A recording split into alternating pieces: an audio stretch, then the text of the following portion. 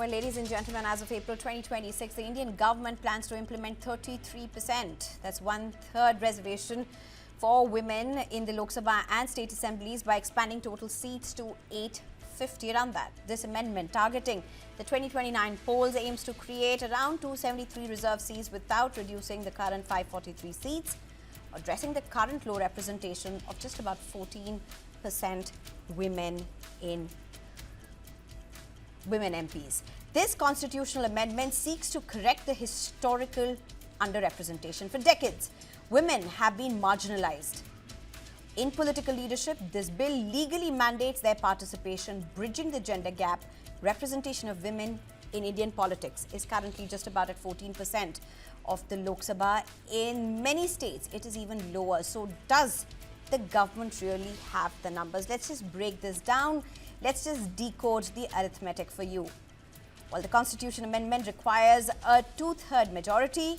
Current Lok Sabha strength is at 540. At least 360 votes will be needed to pass the bill. The ruling National Democratic Alliance, that's the NDA, has around 293 MPs. The opposition India bloc has around 234 MPs. Government is short of the required majority on its own.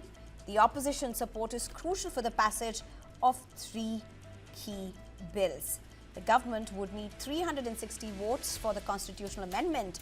So it is no wonder that the Bharatiya Janata Party has issued a three-line whip to its MPs in both the Lok Sabha and Rajya Sabha, mandating their presence from April 16th to 18th and making attendance compulsory with no leave permitted during this period.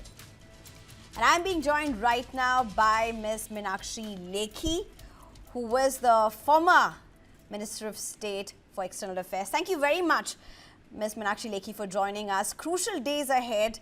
It's been a long road. The Women's Bill was passed with almost unanimous backing. But this amendment is shrouded in uncertainty. Do you see this? Do you see the uncertainty?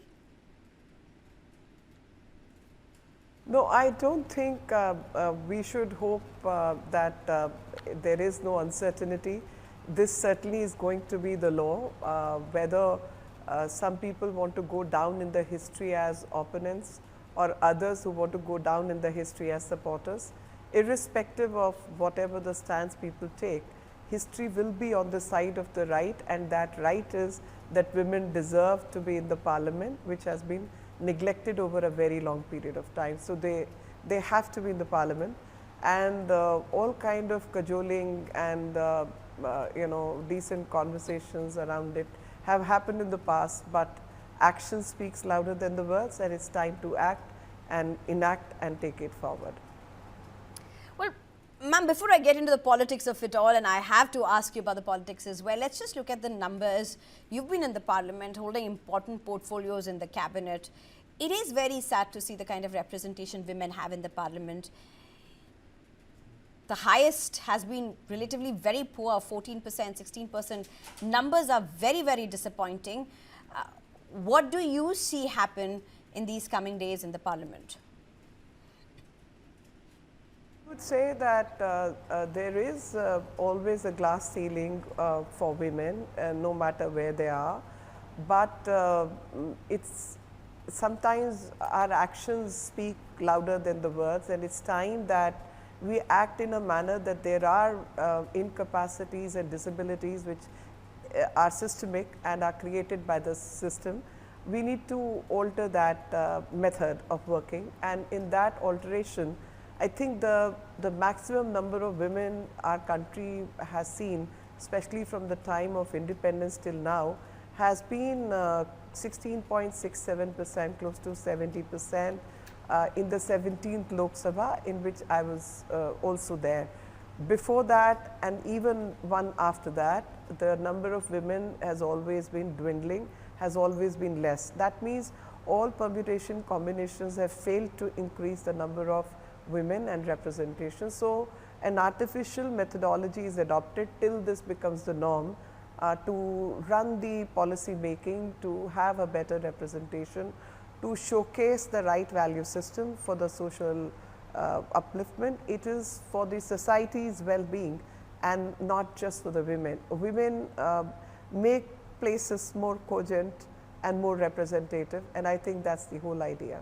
And once this is only representative of a malice which is far deeper. So in case of forces, in case of bureaucracy, in case of professions, in case of judiciary, everywhere you'll see less and less number of women. So this gives an impetus to social systemic methodology which kept women out of the power structure. So this is one way of getting them into the power structure. No, so you have spoken about timing, and you are talking about how crucial this timing is, but isn't that exactly what the opposition is crying foul over? Isn't that what the opposition is really objecting to and saying that this is nothing but a foul play, a political play by the centre with respect to the timing in the middle of elections? But when you count the numbers, then according to you, 2/3 majority is not there, so arithmetic is not working. But I would still suggest wait and watch. This is a constitutional amendment, but it will sail through, and you will get the support of a whole lot of people, because it will be very hard for people to oppose it who have sought for it and who have asked for it, and especially around the election time, it will be very, very difficult for these parties to oppose the bill. So you will see the number falling in place. No, that's number one. Number two, I genuinely feel that when in the past this was passed and this was proposed, unopposed and all that, I think all those people will also come forward to support, especially the two impediments which existed. One was the existing leadership, who did not want to give away 1/3 of their share, because existing male members who are already established leaders in their constituencies, so they would not like to share their seat, no matter what they think in terms of, they may support the bill, but who wants to let go of one's own share. And when the number of seats is going up under delimitation, then these male members who are already there in the parliament will have no opposition. Number two, the second opposition was coming from southern states, a whole lot of them, who felt that their share in the total delimitation phase will go down. Even that has been addressed in a manner by amending certain articles and not amending certain articles, and going by the 2011 census. So even their apprehensions have been addressed. So I think all in all, this will be supported by the people in the parliament, because two major impediments which one saw have already been addressed. It's interesting that you say this, Meenakshi Lekhi, because there are two things that you have said. One, you have spoken about the arithmetic not really mattering. You are saying that watch what the opposition is going to do. They don't have really an option. You've spoken about the timing being very critical for the government. But again, I'm asking you this question. Opposition crying foul over the timing. The south of India is up in arms. When I say south of India, of course, I mean the chief ministers of opposition-ruled states in south of India crying foul over the timing in the middle of elections. No, but isn't it the most appropriate time, because their true colors will be shown to the public? Otherwise, they would have created impediment. I think government is damn serious about passing the bill, and they know either you face your defeat in the coming elections or you support the bill. So I think it's a fantastic strategy. I would say that, look, in the past, if anyone has understood what happened in the parliament, every time there will be walkovers, they will raise some silly questions about reservation within the reservation. They will ask about all kinds of, questions in the parliament. See to it that the bill doesn't get passed. So that has been the past history. So 23, we saw that bill was addressed and everyone was gung-ho about it. And now one knows that what they say, the stripes of a tiger or spots of a leopard cannot be changed. So if you know that what they say is what they don't mean, and they can create impediments, and government is damn serious about passing the bill. So they chose a time that either the opposing parties, the opposition came from certain states in the south and opposition came from certain other states. So either you support the bill or face the music. Your own people will bring you down. So I think that's a fabulous strategy. I look at it that if you're serious about passing it, you've got to address all the impediments, and that's what Honorable Prime Minister Mr. Modi-led government has done. They have tried to plug all the blocks which were a possibility. Fabulous strategy, you say, Ms. Lekhi. Opposition says assault on democracy. We'll have to see how this plays out in the parliament. But my last question to you, as a woman, what's your response to the debate around merit versus quota, to people outside the parliament, including some women also, who are saying, why in 2026 are we really talking about reservation, about women's reservation?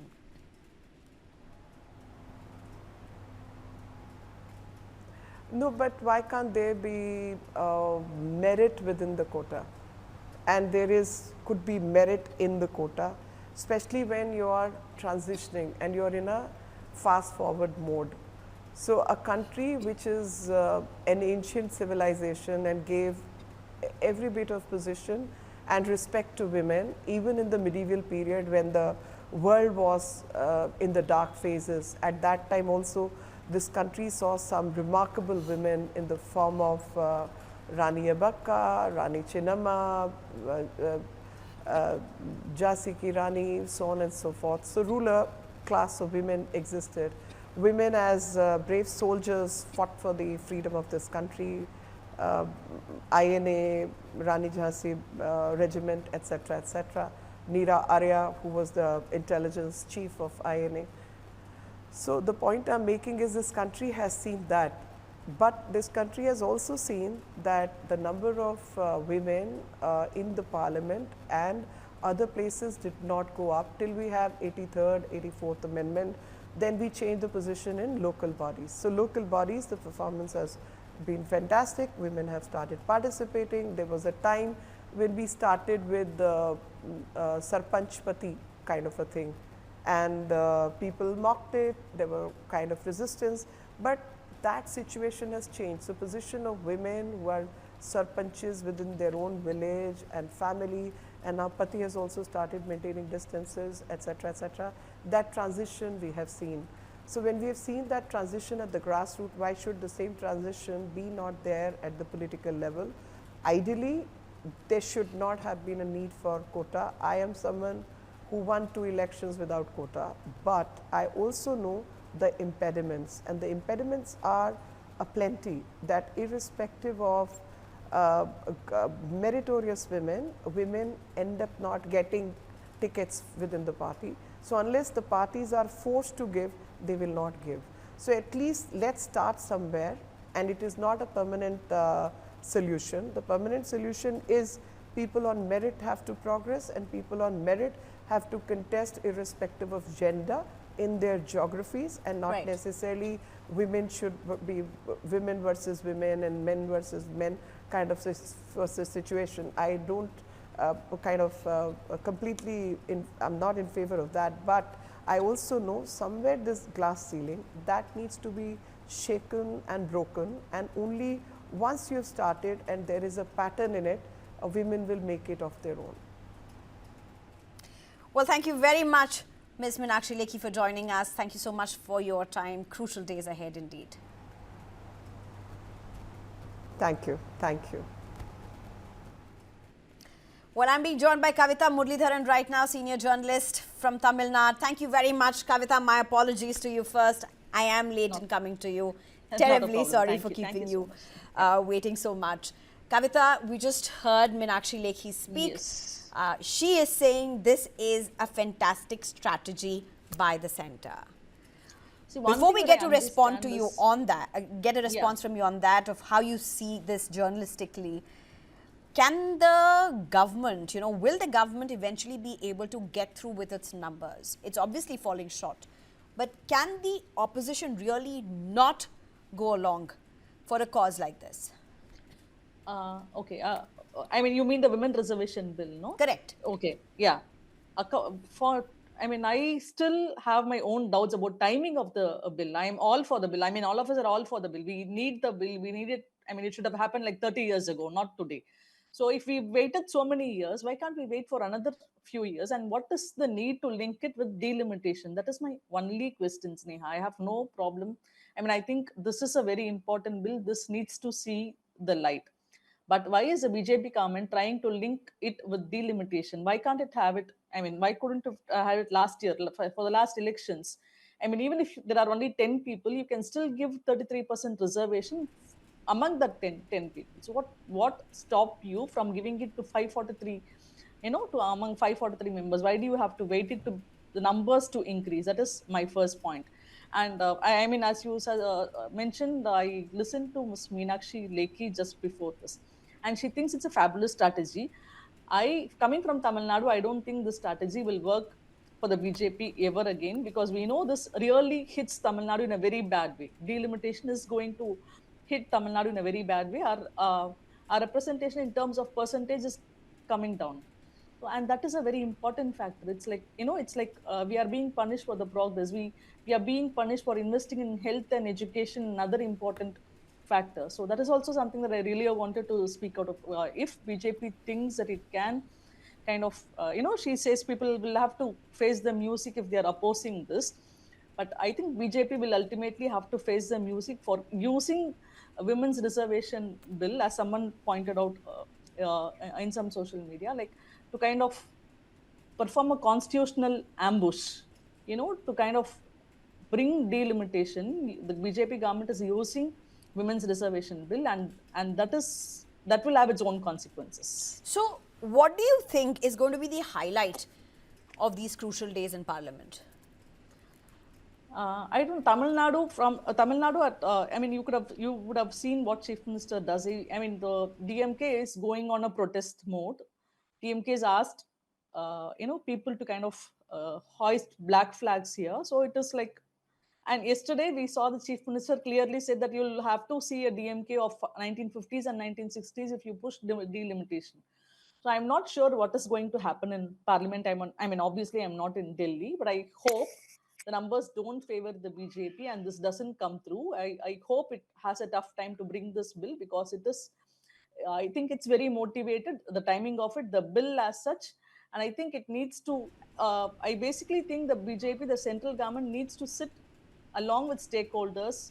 It's a very democratic process to follow. You don't really, send the draft of the bill 48 hours before it's being tabled and ask people to come and vote.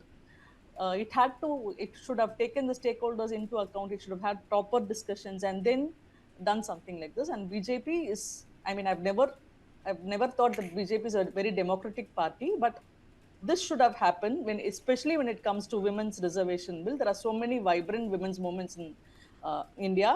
Those movements should have been taken into account. They should have been consulted.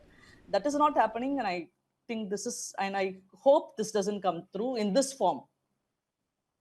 Going to be interesting, Ms. Kavita. I mean, I think irrespective of which spectrum anyone is, it's going to be interesting to see what's going to be happening in the Parliament. What stand really the opposition takes.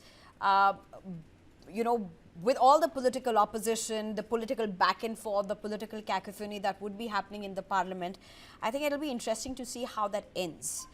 And what really comes through of that. Thank you so much for your time, Ms. Kavita. Again, my apologies.